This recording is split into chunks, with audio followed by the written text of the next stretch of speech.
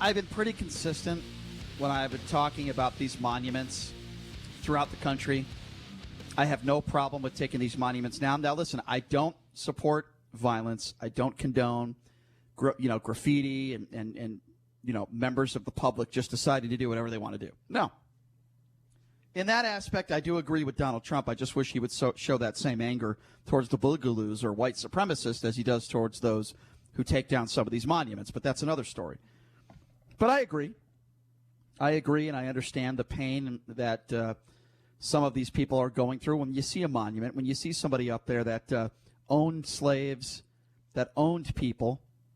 I don't blame those who are offended by it. Just like if I saw, a monument of Adolf Hitler, I probably wouldn't want to see that either. So I understand where they're coming from. I really do. The names of some of these bases and some of these monuments, I think it's a case-by-case basis.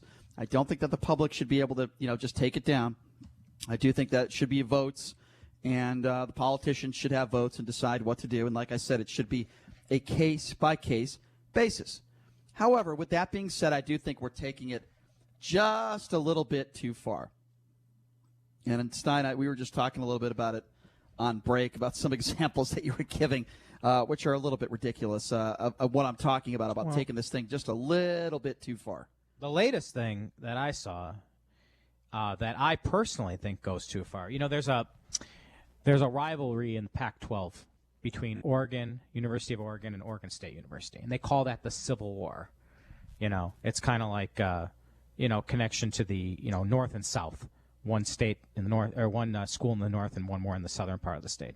Well, no more. The annual football game between the Ducks and Beavers has been referred to the Civil War for nearly 90 years. In a statement released by the president of OSU, he said the universities agreed to drop the names because of its connection to a war that was fought to preserve slavery. So there's that. And then, of course, we've talked about some of these other ones. Mrs. Buttersworth, Aunt Jemima, Uncle Ben's rice. Dove is now getting rid of the word whitening for some of its products that whiten. Of course, we've talked extensively about Hey Reb and the statue, the cartoon character Hey Reb, who actually is not a Civil War general, but more of a mountain man that has a rebellious spirit. We talked about that. A lot of examples, and this is what some people are calling cancel culture. And this goes beyond Confederate statues. This goes beyond names on a building or a military base.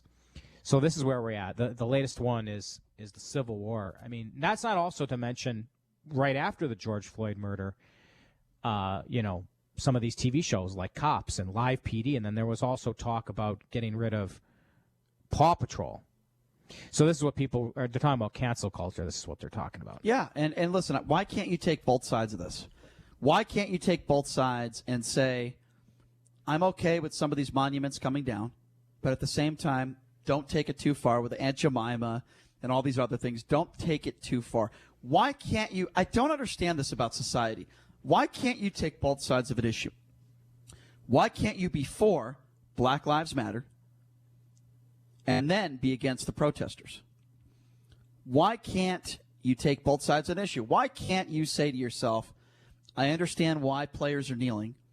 I understand what they're doing. And on the same side of things, I can understand why maybe some people are a little turned off by it.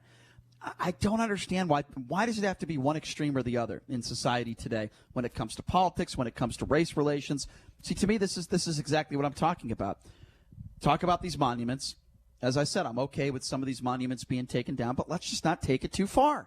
Let's be logical about this thing. Well, money's got to play a huge role in it. I mean, if you're what is it, Quaker that owns Uncle Ben's and Cream of Wheat and all these companies, are they offended by their product that's been there forever and ever, and the likeness of of a slave that's been on their bottle for years and years, or is any shopper really offended? I mean, maybe some, but bottom line is I think they're afraid that people will be offended and boycott their product, and so they're maybe preemptively making that move. Don't get it.